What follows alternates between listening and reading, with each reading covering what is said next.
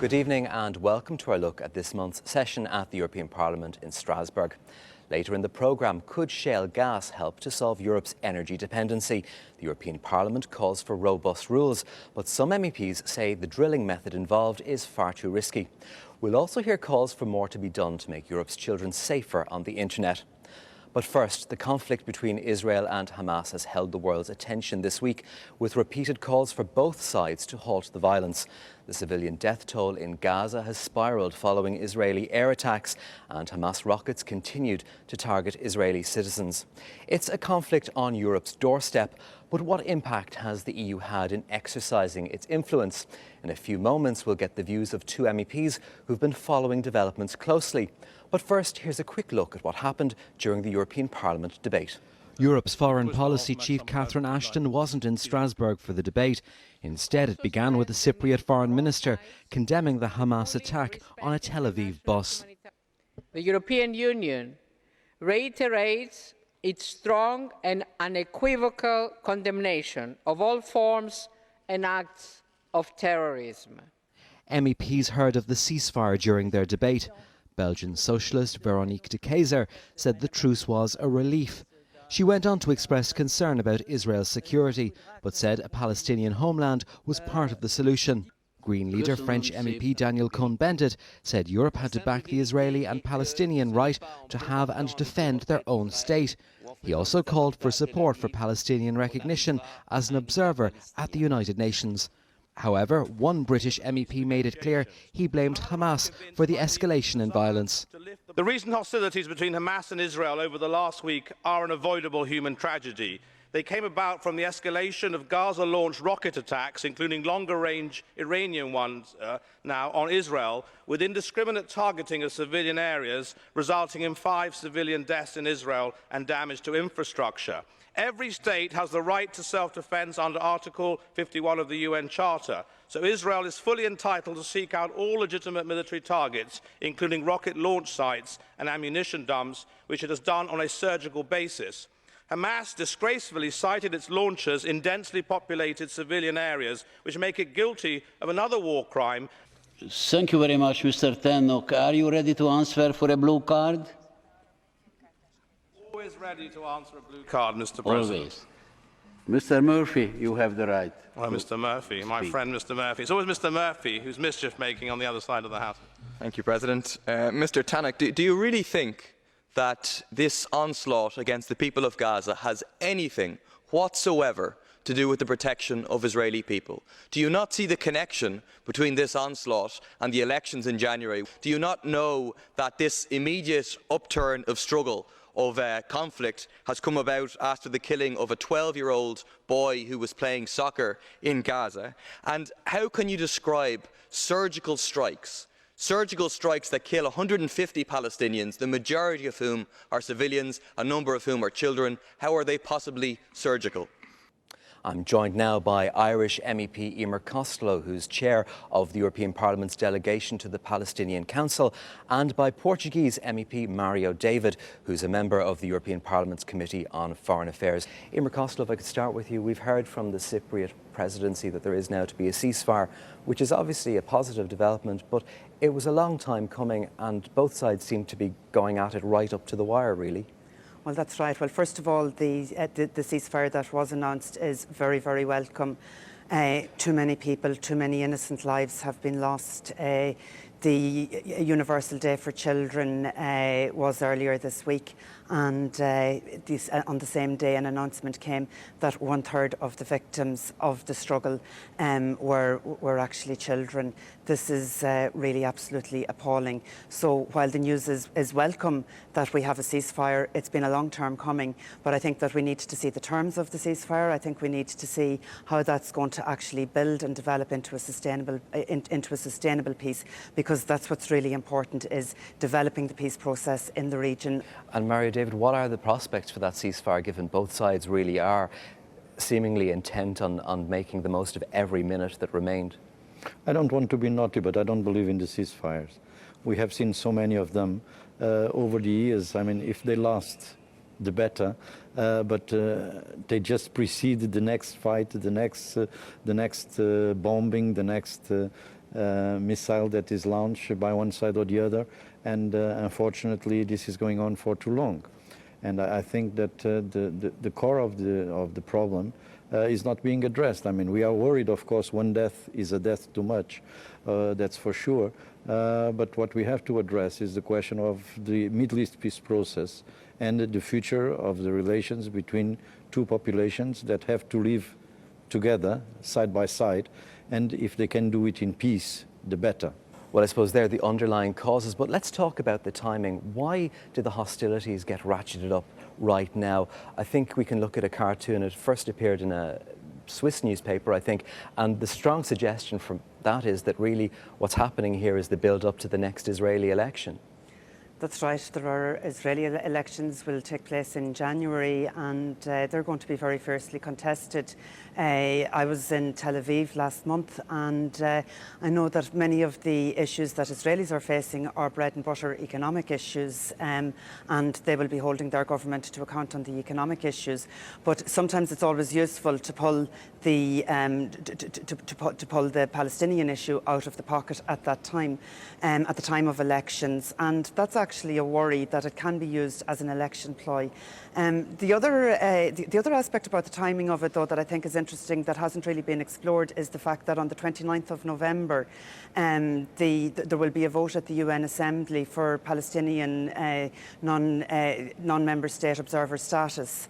And that's going to be a hugely important vote, and there's a lot of pressure on European countries and across the globe, really, not to support that, not to support the Palestinian bid. So I think that the developments in Gaza may have an impact on that vote at the UN next week as well.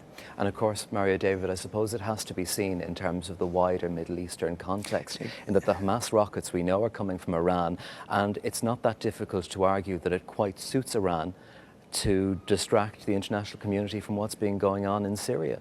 Exactly. I mean, you already said I was going to continue on what Elmar was saying, and I was going to follow in this direction. There are the problems in Syria, and this also has distracted and has united the Arab world, which is absolutely normal. There are the questions of Iran. We all know that these missiles, the GR-5, are from Iranian origin, and they can go much further than they used to, the ones that Hamas used to work with. And I think also, to complete it, to try to say something more, I think that Hamas is also using the fact that on the 29th of November there will be this vote in the General Assembly of the United Nations in order to jeopardize the position of the Palestinian Authority on this issue. Which, of course, is led by their political rivals. Well, by Hamas, yeah, or by Fatah. The Palestinian Authority is led by Fatah. And I have to say that President Abbas has behaved absolutely in an exemplary way throughout the conflict. And his message of trying to seek a peace solution really advanced the cause of the two-state solution, which allows the Palestinians, on the one hand, have their right for statehood completely vindicated, and at the same time it recognises that the Israelis have the right to live securely within their borders. Why do we seem to have so little clout with the Israelis when incidents like this happen? We find it very difficult to make our voice heard as a European Union, don't we?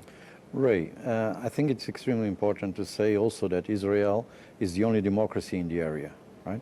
And I don't think there is any point in discussing who did the first shot, whether it was the shot from some jihadists against a bus or a truck with 3 Israeli soldiers, or if it was the attack and killing of the chief Jabari, the leader of the Hamas military wing.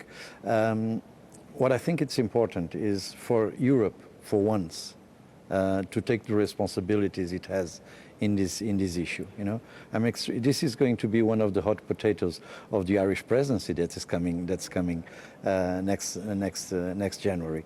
And I really trust the wisdom of the Taoiseach and the Kenny, because Enda is one of the few prime ministers who really knows exactly what's going on in the Middle East, and I think that I know his position. I subscribe to it, and I think that it's not because we are masochists or we are naive. We know how important it is. We know how difficult it is, but I think that we have to be a player and not only a payer as far as this conflict goes on.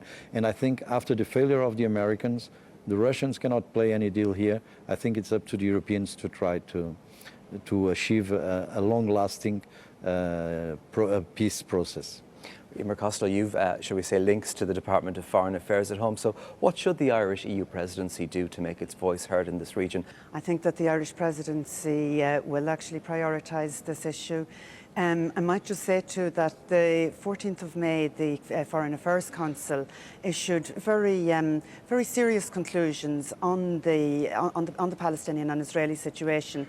And sometimes while we think that our words or the conclusions don't have any impact, my understanding from talking to people on both sides, both the Israelis and the Palestinians, they say that the 14th of May conclusions had major reverberations in the region. The EU must ensure that Israel, on the one hand, adheres to international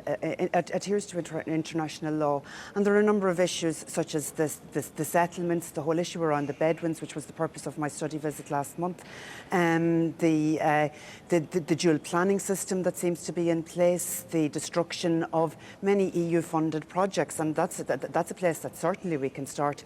The Israelis have destroyed and demolished many EU-funded structures, and I think that we have to take the lead and put pressure on the Israelis to respect the rights of the Palestinians. What about putting pressure on Hamas too? Because again, under international law, it's very easy to suggest that they really did not do enough to protect civilians. Absolutely. I think that in all cases, civilians have to the civilians in the area, and particularly civilians in Gaza, have to be the priority. And one of the main planks of our presidency should be to see what we can do to try and get the internal reconciliation back on track. There's a political vacuum in the Palestinian region at the moment as well. We have had promises of elections, but there are no elections. And I think that elections are not going to be forthcoming until we advance the reconciliation as well. So that's something that's going to be very important. Mario David, very briefly, realistically, assuming the ceasefire holds, it is at best a sticking plaster. And unless those underlying problems are tackled very seriously by the international community, including the European Union, a major donor in the region, we're going to be having this discussion on and on and on over the years. Again, I mean, in a couple of months, in a couple of years, we're still going to be here. But there's one detail that I think is extremely important. We have either a two-state solution or a one-state solution, right? If the two-state solution applies, which is the one I think that we favor, that the Israelis should favor, and that the Palestinian Authority certainly does, we have to guarantee peace and prosperity for the two sides. But if this doesn't, then we have one-state solution. And in one-state solution, then the demography will change the image of Israel, right? And if Israel wants to continue to be a democracy, as we hope, I mean, this is a much worse solution than the two-state solution that we are talking about. And I think there is a word that kills, and that this word is apartheid. I'm sure that they will never apply it in Israel. But let's look at the demographics and look how dangerous it is not to go for a permanent two-state solution as soon as possible. All right, we'll leave it there. Mario David and Emer Costello, thanks for joining us. Now, the row over the EU's long-term and short-term funding seems to go on and on. This week, MEPs said the EU needs an adequate and flexible budget to boost economic growth and help get people back to work. Leaders of member states want the budget rolled back, but any deal would have to be endorsed in the final instance by the European Parliament. Well-rehearsed arguments, but no sign of progress. The message from some EU governments is clear. Take a cut in the long-term budget, known as the Multi-Annual Financial Framework, and instead spend more wisely.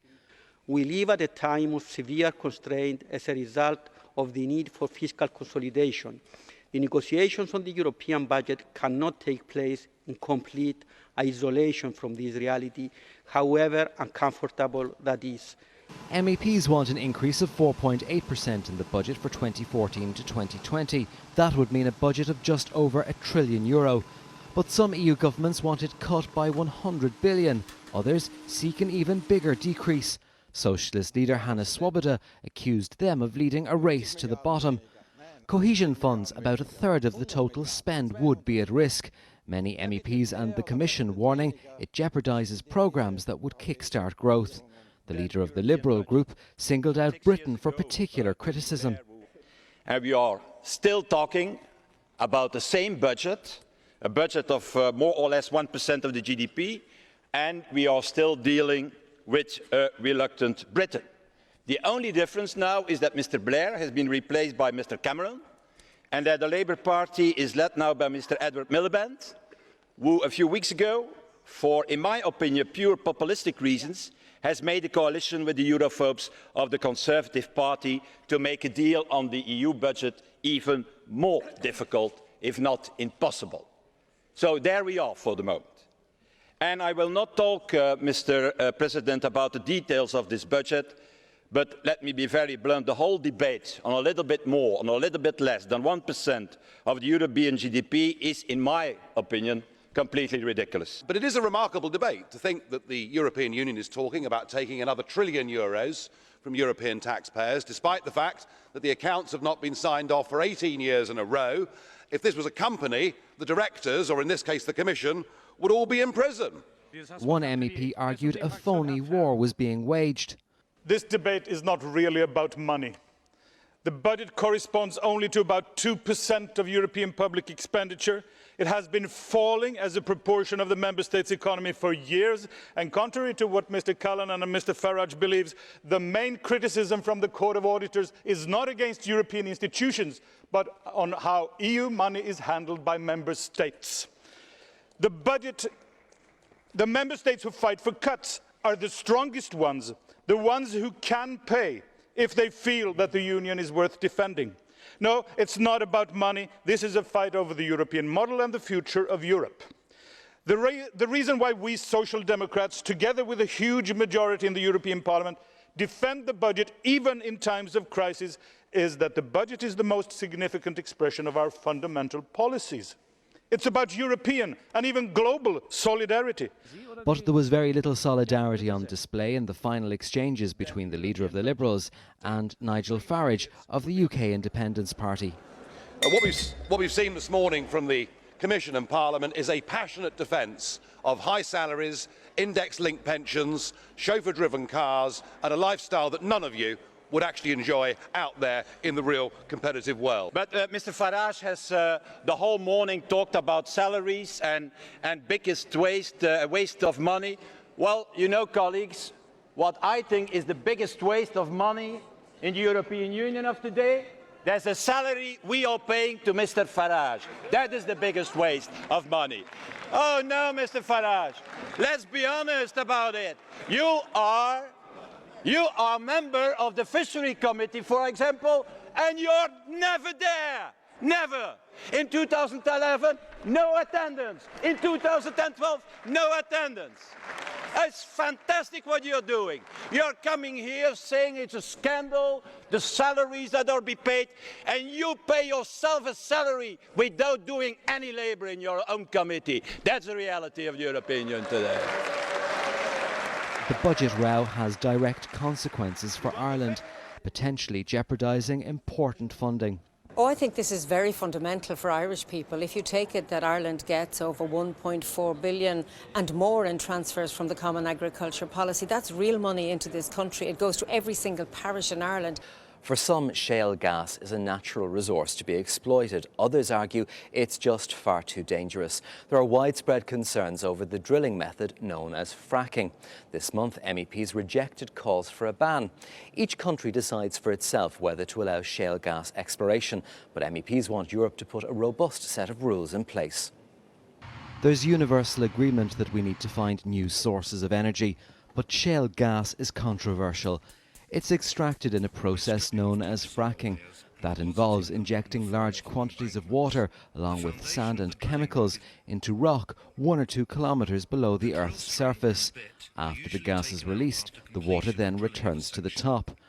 but there are concerns about its impact on the environment and on public health. Acknowledging those difficulties, some MEPs argued shale gas is a resource Europe could not afford to ignore. Onshore and offshore reserves of shale gas have been identified, as has been said, in the United Kingdom, including in my own region of Northern Ireland. While I am aware that this is a controversial issue, I believe we must strip away emotive arguments and look at the issue in an open and transparent way by concentrating on the facts. Shale gas gives us all the opportunity to prove that our generation of politicians considers the continent's natural resources and wealth as a challenge for growth and not as a threat. There's a lot of uncertainty about shale gas in Europe, lots of unanswered questions. We don't know how many commercially exploitable reserves there are inside the European Union. There was heavy lobbying by the gas industry ahead of this debate. They funded an exhibition on shale gas in the Parliament this week. Some MEPs argued the name chosen by the industry lobby group was deeply misleading. So normally you find this kind of exhibitions, for example, in Hanover Fair for industry, with a lot of money behind. You can smell it. So this is not at all a citizens group. It's not at all so in the interest of citizens. It's only in the interest of 3 oil and gas companies in Poland. And I'm very, very angry that 3 very well-known members of the Parliament, even a former president of the European Parliament and 2 actual vice presidents of this Parliament helped the shale gas industry from Poland to break all our rules. Others suggested that despite the potential benefits, shale gas was a risk not worth taking. Fracturing does pose unacceptable risks to the environment, to public health and to local constituents at a time when really we should instead be investing in renewables. MEPs have backed a report calling on Europe to develop a common approach towards child safety online. They also argue that children should be taught the skills to allow them use the internet safely. The internet presents parents with a huge dilemma. On one hand, it's an amazing educational resource, a source of entertainment and a means of communication. But it also presents very real danger, the threat of cyberbullying, the dissemination of images of child abuse, and the risk of children being targeted online by those who wish to abuse them. Our kids are living, connecting, surfing, learning and communicating over the internet. It's a great opportunity and we have to stand up for their freedom. At the same time, they are very much exposed to risks like grooming, mobbing, violence, pornography, and they are vulnerable consumers. During the debate, MEPs argued that children should be taught the skills needed in the digital world. In Ireland, we unfortunately have become all too aware of the terrible repercussions due to several tragic incidents following bullying on social networking. The report recognises the risk posed by the internet in terms of online intimidation and bullying. I fully support recommendations contained in the report which call for an education alliance among families, schools, civil society to protect children on the internet. One MEP singled out online games as a source of damaging content. We need to ensure that all actors concerned about children's education, parents, teachers, media, get actively involved in a common effort of sheltering minors from psychological dangers stemming from the digital world. The European Commission said internet service providers had started to play their part in making the net safer, but admitted that more needed to be done.